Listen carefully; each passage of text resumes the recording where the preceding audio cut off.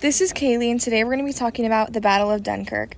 To begin with, the Germans attacked ships and dive bombers, which are known as airplanes.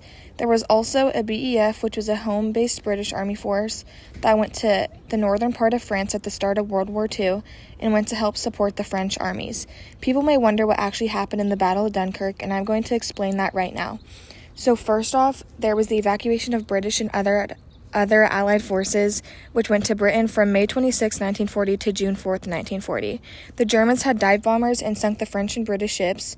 Also, there was this thing called the mole, which was a concrete slab extended out to sea to be able to load ships. It helped the Germans survive the dive bombers, which later failed in 1970. Lastly, some Indian soldiers were there loading ships when the attacks happened, and sadly, many of them died in combat. And now I will pass it on to reporter Molly Easton, who will tell you more about the Battle of Dunkirk. Molly. This is Molly reporting from the French portside Dunkirk. On May 26, 1940, the Germans started attacking. The Allies were losing the Battle of France on the Western Front, and the Battle of Dunkirk was the defense and evacuation method for the British and Allied forces.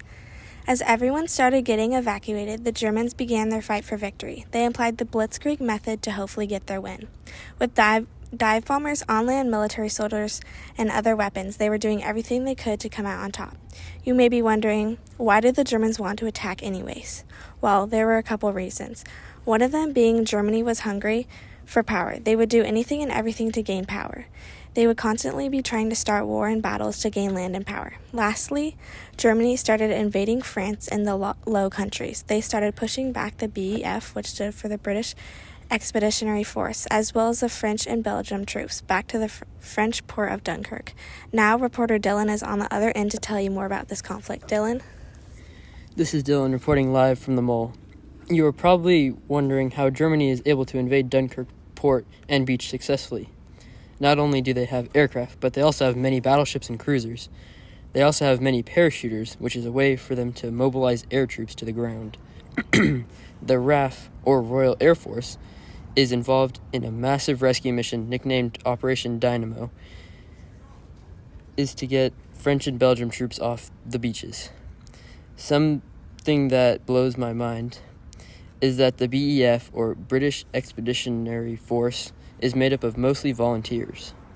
The RAF helped intercept some of the German bombers along with the help of countless civilians.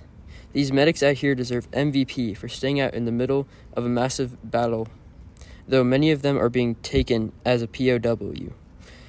The few soldiers still here look like they're drowning. Hopefully they can get out of the water soon. Now these beaches look like they're deserted. Thank you all for tuning in. This is Dylan signing off.